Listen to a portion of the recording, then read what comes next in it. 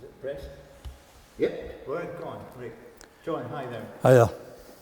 John, you're a Greenock lad, born and bred, and you've worked in the area for a long time. Just give us a bit of a background of where you started and how you got on. I started my apprenticeship when I was 15 in Scott Lithgow, sadly no longer here. And I've been in the industry, apart from a break of 5 years, for 53 years. Retired last May after 17, 18 years as a shop steward, convener in Ferguson's, battling to keep the yard afloat. Brilliant. Yeah, you were very much a part of that campaign to keep the yard afloat and to see it through some of the trials and tribulations, you know, with Jim McMunagle arriving and then the nationalisation and the ferry issue. You know, how would you sort of characterise it in your own mind about what that time was like? I think we went from being two shop stewards who used to handle the odd disciplinary case and the annual pay rise award to being thrust in front of the world's media on the 14th of August 2014 when we went into administration. I think the whole world knew we were going into administration apart from the workforce. So we had to break the news to them. And then since then, it's been a constant battle right up till I retired. And the battle's still going on. Alec and people are still fighting in the yard. I mean, if you go back to 2014, that was a big year, wasn't it? We had the referendum, Yeah, and there was a whole lot of politics involved with that. Yep. And that was a time when Ferguson really, you were in the forefront because you were the last commercial shipyard on the Clyde, and it was a very much a totem for Scotland, you know, and for the Clyde. We had shipbuilding here, so you guys were the last of a group, a cohort of old timers, may I say, and so, you know, how did you feel at that particular time? You know, what were your emotions at that particular time? I think on the 14th when we get paid off, shock, and then quite quickly we started to realise that this hasn't been a knee-jerk reaction thing, closing the place down. This has been going on since the summer before, apparently. And then we met with Jim at the airport, and he told us he was taking over the yard. There were 4 bidders in for it, but only one credible. One was Jim McCall. And initially it kicked off and it was great. First ship was delivered on time, 6 weeks early in fact, on budget. Everything was great. And then the 2 ferries arrived. Yeah. Just on that, when Jim came in, and I came to the yard just after that, that was my first experience at Ferguson, you know, there was a lot of work needed to be done to get the workforce under cover, to build the new shed, to get the cranes in. You know, there was an awful lot of people don't realise that in these early days that the yard had sort of been run down over many years, and you'll have been there at that time as well. Mm-hmm. So it had to get investment at that stage. Were you quite confident that things were improving at that stage? We could see a real improvement. I mean, the new shed, Alex Salmon famously quoted that the cranes were at the Antique Roadshow, how we could ever build anything with them. Quite quickly we got the shed relined and we got new craneage in. The big shed was built, albeit great inconvenience to the workers trying to move units about, so forth. Yeah. The new facilities that we got, that Jim put in, were fantastic for us. Showers, the lockers, good place to eat, nice and clean, warm in the winter, cool in the summer. And everything was going great. Yeah. And everything was on track. Katrina was completed, everybody's satisfied, looking forward to a real bright future. Jim was talking about a school of excellence for training apprentices, and he mentioned the magic word as far as Alec and I were concerned, 600-700 jobs for Greenock area. Yeah. We jumped on board. Absolutely. And then, as I say, the ferries came. So there was a great, you know, well of good vibration coming out of the place. You know, we talked about a lot of the apprentices that were coming on board. The sort of the age of the workforce when Jim came in was you know, guys in their 50s and 60s. Yep. So you had to bring new blood and you had to bring new jobs. Was there, and I understand there was a welter of local guys applying for jobs at that time, so because they could see that there was a possible future in there. Did you feel that sort of good vibe as well come through? Very much so. when Keith Mitchell left the yard, he was Jim's right-hand man. It was put in to kick it off. Yeah. And then communication really took a nosedive after that. And there was a couple of really bad appointments. Jim actually acknowledged it this morning when I was talking to him privately. Some people were put in. There became a bullying culture in the yard. And it was hard to describe. They were building the two ships side by side, and guys that were more experienced than me were saying, you can't do this, you just can't do it. Because one side's concrete and one side's soft ground that will sink. They wouldn't listen, they went ahead anyway, it was disastrous. And budgets went out the window. Ferguson's, as a rule, with Richard Dean and the Dunnets had it when it was Ferguson Brothers, operated to a very tight budget. Overtime had to be justified.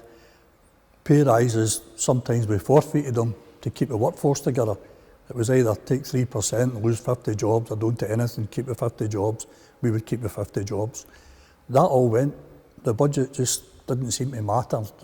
Overtime was worked as just an expectation that you worked overtime. Some of it unproductive, and we quickly had the alarm bells ringing of what was happening. So you were a GMB at the time. Yes. Did you seek help from outside to get things sorted, or what were you involved with a lot of the negotiations, discussion about pay and things like that then? Or? Oh, well, we negotiate the rise. Alec and I both do the rise every year. Yeah. And I'll give you an example. One of the rises were offered, I can't remember the year, it was probably about back 2017-18, was 1% on the rate, £250 when Glen Sannox was launched, £250 when it was handed over, £250 when Glen Rosa was launched, and £250 when it was handed over. We'd still be waiting. That was what we were offered. Did you not find that insulting then? I just got up and walked out of the meeting. Yeah. And as we were walking down the yard, working late that night, Liam Campbell, who was the managing director, chief executive at the time, stopped me. And he said, what was wrong with your face? I said, are you stupid or something?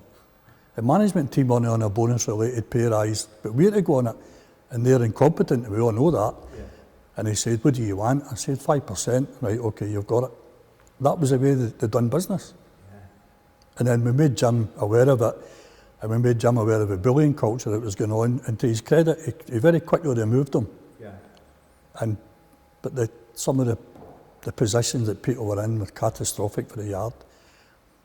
And so it comes to the point where the Scottish Government have had enough of it, and they're covering up all the things that were going on, and they nationalised it. What was your recollection of that particular time?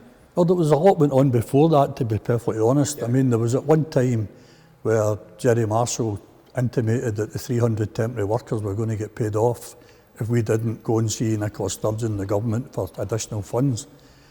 And we walked about the yard for 10 days knowing this. The letters were all wrote out. Guys like Hugh here, who I'm friendly with, I couldn't tell him. Yeah. And it finally got resolved at 10:30 on the Thursday night, and the guys kept their jobs. Jim put forward initiatives, and I don't think it's any confidentiality now, but he was going to build the ships himself and lease them back to the government as long as he got the through-life contract for maintenance. Yeah. I think he was in a deal to buy all the Dale Marine dry docks in Scotland at one point. According to Jerry Marshall, he'd nearly finalised it. So there was a lot of initiatives that Jim put up, but they just ran out of money. So let's just talk about Inchgreen, and you were telling me that you were down there as a youngster. You've known that site since you were a young lad in the area. Tell me a little bit about that background. Well, everything revolved around about Inchgreen, from the Glen Yard in Port Glasgow, where Tesco is now, to Scott's Cartsburn Yard, where T-Mobile is. Every ship for outfit and removal of launch poppets all went to Inchgreen Dry Dock. It was a fabulous, and still is a fabulous facility. Just as lately as probably 2008-07, they built the concrete jetty for Fast Lane, which was enormous. Yeah. And we worked in it. The shed was used as a store. It was perfectly watertight, held a lot of equipment in it, and they put a porta-cabin village in. And I know they spent money on the cranes refurbishing them, and the job went without a flaw. Yeah. They floated this massive concrete structure out the dry dock, and then the next thing we knew, they were blowing up the cranes, which I couldn't believe. Yeah, that is a scandal, isn't it? A total scandal. Were you aware they were going to do that, or was it just... No. So they blew up the cranes, you know. Well, we've not really talked about that today much, but that is, would you say that was an act of vandalism then? Absolutely, yeah, absolutely. I agree with Robert, and unfortunately we've not been able to support Robert the way we hoped to, because we've been embroiled in our own mess keeping Ferguson's going. It's just constant meetings.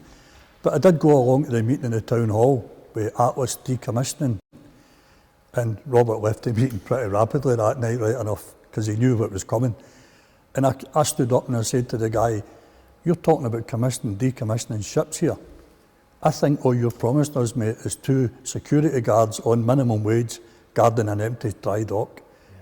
And he rubbished it. Sadly, that's what happened. There was never a plan in place to bring the ships in, I don't think.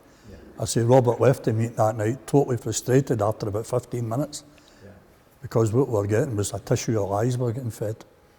Now you've heard Malcolm today talk about this this community of assets that were all together in Ferguson's and would have been part of it with Inchgreen as well. You know, I think in the old days they used to call it a maritime cluster. Do you think, was that something that you could have envisaged as well? You know, with the union being involved in helping bring on young guys coming through with a training centre. You know, there's the potential to have an amazing cluster of marine businesses along the coast here again. I think we could have used Inchgreen Dry Dock, maybe for what Robert says, to build units and manufacture them, maybe undercover. But the one constant has to be that Ferguson Marine survives in Port Glasgow. That is non-negotiable. It doesn't move from where it is. But the dry dock would have been part of it. As for the Jim McCall's School of Excellence, what we're getting now, I think we've had 100 apprentices through since Jim took over. And I think I've trained about 48 of the welders, and most of them are leaving. We can't keep them. So the demographic of the workforce is rising again. There's guys there, nearly everybody's in their 60s, and the young kids either want to go in the office and work, or go to BA Systems, or go to Fastlane. So I think Ferguson's at a tipping point now, and if somebody doesn't wake up and get involved here, it ain't going to be here. So it's a tipping point. And let's talk about the ferry contract for the small ferries, electric ferries going to Poland as well. You know, how gutted were you when you heard that? You know, or was that just, as you say, a tipping point now? And yet you've got the guys ready. The proven, Jim was saying, you know, you'd already done it with Katrina. You'd shown what you were doing. There was no reason why, you know, the Scottish government couldn't have put their arm around Seamal and said, look, you know, for jobs, for the future, for building Scottish infrastructure, these projects must go to Scotland rather than giving the money away to Poland. You know, we were never getting that. We knew in meetings with parliamentarians through in Holyrood that we were never getting that order. Never. It was never going to happen. Probably didn't deserve to get it, if I'm being brutally honest, because some of the mistakes that senior management make and are continuing to make, both financially, both constructionally, are astonishing. They really are, and they've got to be exposed. But as Robert's found out at his cost, finding a platform to expose people is extremely hard when nobody's listening. So what would you like to say to the Scottish Government about what's going on? What would be your answer to what's happening? Open your eyes. I mean, I was at a meeting through in Edinburgh, and there was government ministers there, and they declared 2 free ports. One was in the Rosyth area, I believe, and one was in the northeast of the country, somewhere up round about Nig, Cromarty, Firth area. We're sitting here in an industrial wasteland, and there's nobody speaking up for this Inverclyde area, apart from a guy who's retired, and 2 guys that are shop stewards. Why weren't we given free port status? Why is there not money coming in here? I mean, that's a very good point. I mean, the 2 free points, Port of Murray, the Port of, what's it, just up the Murray Firth Way, Port of Nig, not Nig, Port of Cromarty Firth. Cromarty Firth, the other ones were Port Talbot and somewhere in the Thames. And then the 4th ports, which own most of the ports up in the Firth of Forth as well, they've got a lot of stuff going on. And as I said earlier, there's offshore vessels to be built. So why not could Ferguson's not have got a few contracts to do some of these vessels as well? I think the shipbuilding market has never been more buoyant worldwide with ships that we could build, easily build, outfit in the dry dock and move them on. But there's no will here. I mean, we've got a council who only ever turn up at Ferguson's when there's a good news story coming to get their face in the picture. Yeah.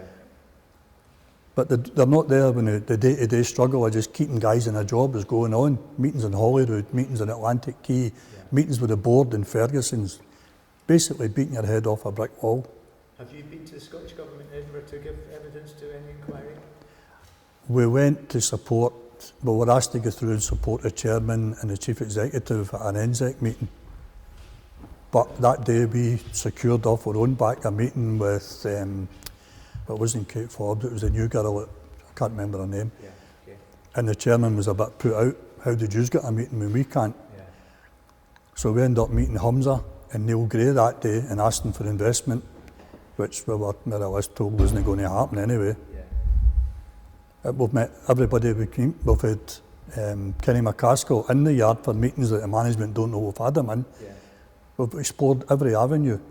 Basically, the shipyard's top heavy to be competitive. Something needs to drastically change. Yeah. And it isn't, it's getting worse. Yeah. Nobody listens to the workforce, they've not got a voice. Nobody listens to them. That's a sad story in itself, and you know, somebody like yourself who's had a very sort of a long career, 30 years I suppose, working in an industry, and you know, if it was working well, would you recommend it as a job for young folk coming through? Or would you have to think about that? It's not something I would do again, if I had it to do again. But I was always an underachiever anyway, so it didn't really matter. I had no great ambitions to be academic. Yeah. I just wanted to work, and that was it. But there's opportunities there, aye. Yeah. But we need a national strategy for apprenticeships. I mean, we've got kids coming in to be welders, and they must have level 5 mathematics. Yeah. Now, you look around this room now at guys in their 60s, what did they have when they came into the shipyards? We didn't even have O-levels, we just came in. Yeah. You were good with your hands, you Yeah. picked it up quick, you learned quickly. So you need level 5 mathematics to be a welder? To be a welder in Ferguson's, Why is that? I don't know, it's the way the government set out the apprenticeship scheme. So they come in, they train as welders. I don't want to be a welder now, I want to get in the office and work. Yeah. Yeah. And we lose them, because BEA welcomes them, we open arms, so we train them, BEA take them. And what about bringing in migrants from Romania or places like that? Has that been a success story, or is that just an issue That's a sore point. Is it? I don't. That doesn't sit well with me, no. Yeah. At the moment, we've got guys in the yard who basically go to work every day and don't do a lot because the migrants are doing it. Yeah. Now that adds expense because they get the same rate now, I believe. Yeah. They don't get a lesser rate. There's cost of living, there's flying them here, there's agency fees. And I think the yard's inundated with, I think there's Filipinos in now, I'm hearing. So that's an issue. I mean, Jim talked about that way back when he did take over the yard. He said that he had to bring in some Romanians to do some welding work as well. And it is an issue that we've got to get a Scottish contingent of people working in the yard.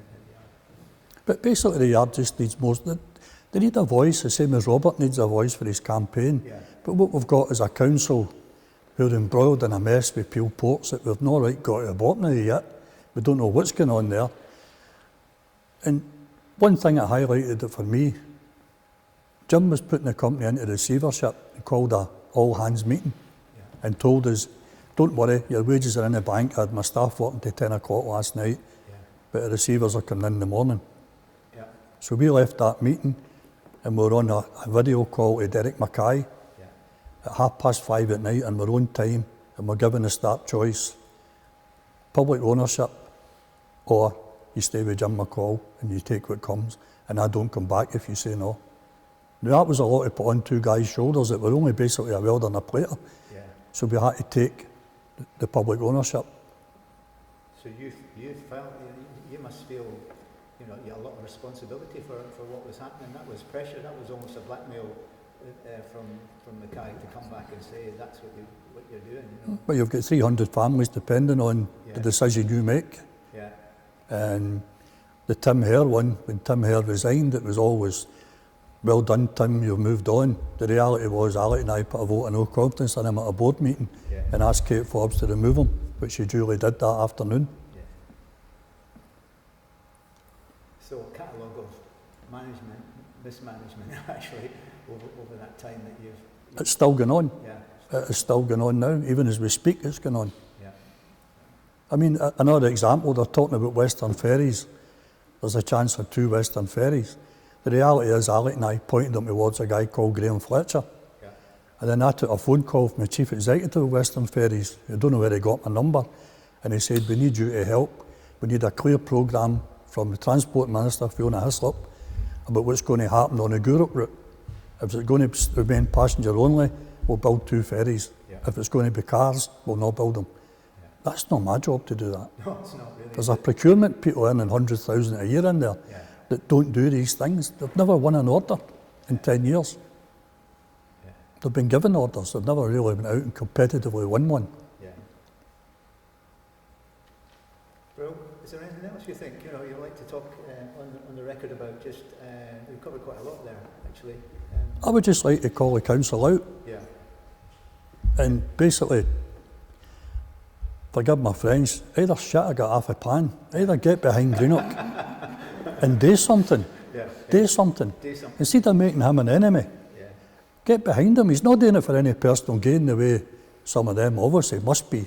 I've got to watch what you say, but he's doing it because he cares about the community. Yeah. Get behind him instead of demonising him. Yeah, exactly. Okay, thanks so much. Thank you.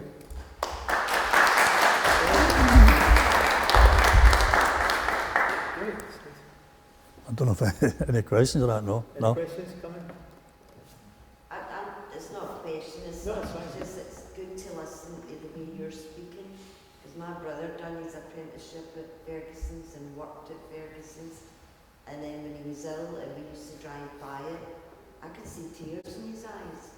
He loved the way it looked, he thought it was fascinating the way they changed it all, new offices, and when you passed that gate you could see a big ferry there.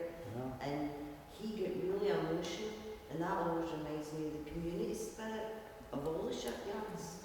It's, we've lost all that. We've lost all that, we're losing all the old skills, and it needs to be brought back in. What worries me more is people in Greenock and Gourock and Port Glasgow to recognise that as well. And that's where I think Robert's doing a fantastic job. he is. What worries me is when you get into the yard in the morning, there's a demoralised workforce there. They clearly don't want to be there. Must be terrible work under the conditions of the propaganda that it's through at workforce constantly, especially on social media. Anything that pops up with ferries and everybody just jumps on it with the negativity. And it must be horrible working under them conditions. It's horrible because we get a 20-minute spot, well I say we, I'm not there anymore, but we get a 20-minute spot at a board meeting and it's well documented, every board minute's available on the Ferguson Marine website and it's the same mantra, too many overheads, too many managers, too many supervisors, too many backroom staff, not enough guys on the shop floor doing a dirty job, this can't work, we can't compete. There's nothing changed, it's still that way. There's people come in 6 months and within that 6 months you realise this guy's an idiot. Yeah. He walks away with a £96,000 payoff. Yeah. We didn't get that for 30 years. Yeah. So the workforce is down. There needs to be some regeneration in this community, starting with the council leader who I believe is back in place. The only person that supports us is Stuart McMunagle, the local MSP, the SNP guy. The rest don't do anything. Don't do anything. But we're just saying that watch having mortgage jobs as well. Robert, you had a point there. After the nationalisation, Joy, Fiona Hislop, there was an interim board, and Alec was on the board. And my recollection was that the first thing she done, Fiona Hislop, was that she removed Alec from the board. Did she give any explanation why she removed Alec from the board? There was something mentioned about liabilities, about being on the board, and I know, what do you call them now? the head of the GMB union in Great Britain was outraged that Alec was removed from the board, but it was apparently they said Alec was only ever an interim on the board to Tim Hare was appointed. So there was never an explanation given why he was removed from it. I worked an awful lot with Scandinavian people, Sweden, Norway, Denmark, and they actually have trade union representatives on the board. And it seems to be that the operation of the particular industry seems to run smoother, and they've got a good structure. And I've always thought that the Scandinavians were well ahead of us as far as the activity of getting the workforce involved. And I just thought at that time that sent a signal to me, you know, from an observer point of view, that a removing the trade union convener from the board, who actually knew the nuts and bolts of the shipyard and who could have been of assistance to a board of people who had no clue about Ferguson's money. And it just seemed to me that was the rock setting in once again, that they actually never listened to what Alec and yourself were saying from the time we went into receivership with the German call, that basically you had something to offer and basically you could switch for. At the time, Robert, we quoted the German model where it was, I don't know if it was mandatory, but it was quite commonplace that members of the trade union who represented the members were seated at the board at all meetings, not for 20 minutes, at all aspects of the meeting. And they removed that pretty quickly. Yeah, the sort of Works Council is it's ingrained in a lot of German businesses, isn't it? The Works Council, people to involve the unions in... But we get criticism from the members. You don't have a meeting to tell us anything. But the reason for that was most of the time we didn't have anything to tell them. Yeah.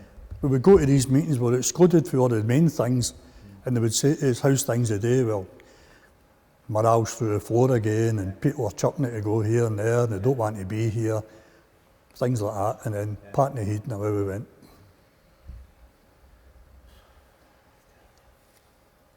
But picking up on the earlier discussion about the bullying environment, I've got a friend of mine's, also the campaign on social media. If I'm promoting the campaign, I'm promoting the dry dock to get linked to Ferguson's, and he private messages me, says, I want the place shut down because he's got a bad experience. He no longer works there now. But he told me of a story, and I appreciate this might be a one-sided, I don't know what the other side of the story is, but it tells me that from the bullying culture that he's getting bullied to sign off substandard work was an example he kind of quoted. I was just wondering if the most recent interim chief executive who's now gone, did things improve from the culture, from the bullying culture and that, things to force people to do things that they were not... I think I know who you're talking about, and we'll not mention it, who it is, but I know what you're talking about. And I don't think there's any bullying culture there now. There was when Jim McCall was there with these two guys. We lost a couple of guys on the most frivolous of matters, and I went up to remonstrate with them. And Louise Gilmer, who Jim mentioned, she came down and she said to me, what's your thoughts? I said, my thoughts is to walk out here at dinner time. And she's like, walk out, you'll not walk back. So they two guys lost their jobs for absolutely no reason. They didn't take up, they gave them a temporary contract and didn't take up the chance to employ them. They'd been there 30 years and 35 years or something. And the more angry I got, it became clear that Liam Campbell said to me, you're not finished your probation period yet, if you know what I mean. So, but that is not there anymore. It would be unfair to say it is. The thing you're talking about, I know the background behind that, and that was true. He was being bullied into signing off work. The frigates do that, paint on the windows. Everybody does it. The crack in the hull. Well, there was leaks on the aircraft carrier, it was third page. Crack in the Glensannock's hull was front page everywhere. The media is not doing as with the exception of Callum Watson, who's a good ally and a good friend who we use through disclosure and through his links with the BBC. Great. Oh, yeah, sure. Yeah, it's more the same, I think, having listened to myself a little bit, but you too, the other two, I think we need to work out how we take this forward for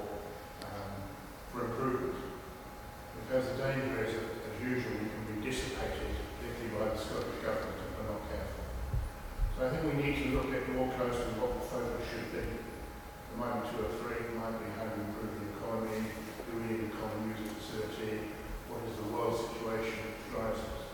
So we have a simple statement which can be used fairly universally by people, both here in London and elsewhere. So that would be sort of my recommendation to come out of today's discussions. We actually tried that. We commissioned a meeting with all interested parties in the town hall. I don't think Robert was coded in at that time. It was a GMB thing. The hierarchy took over and everybody attended. There was Graham Simpson was a Conservative Transport Minister, Under Minister, he was there.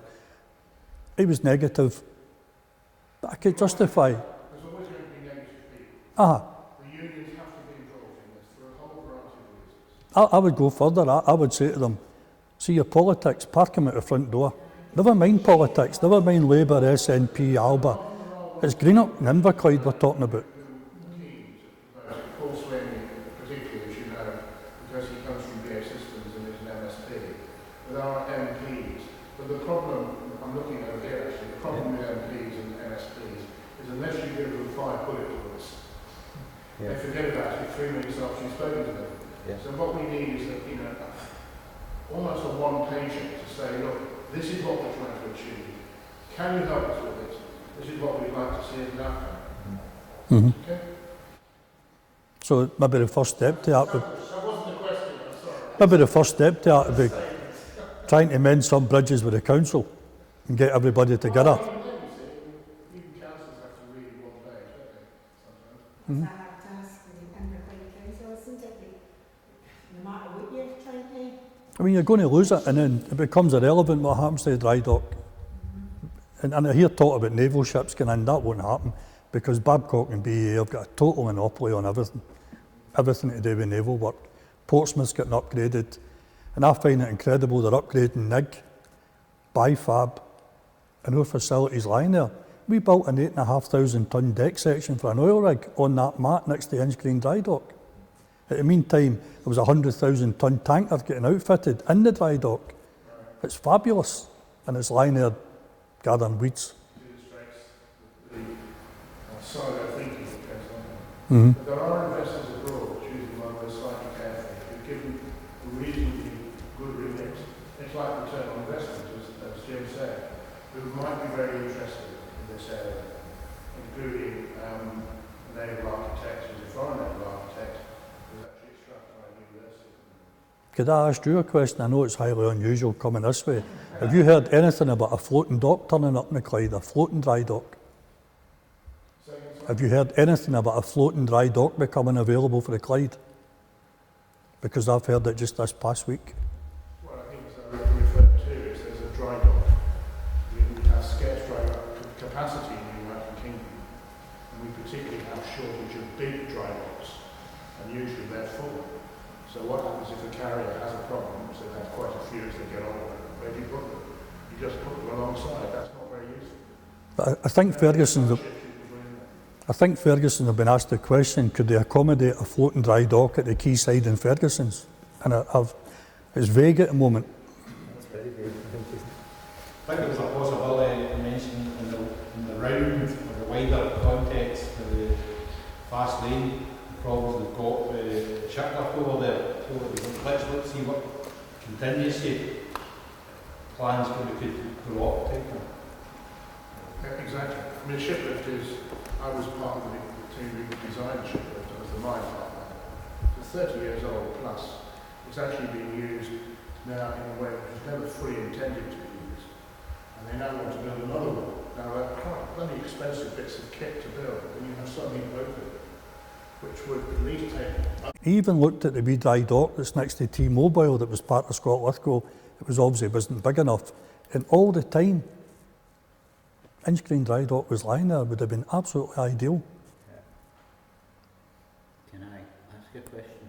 When I was, this will show my age. When I was 16, I applied for a draftsman's apprenticeship at Yarrows.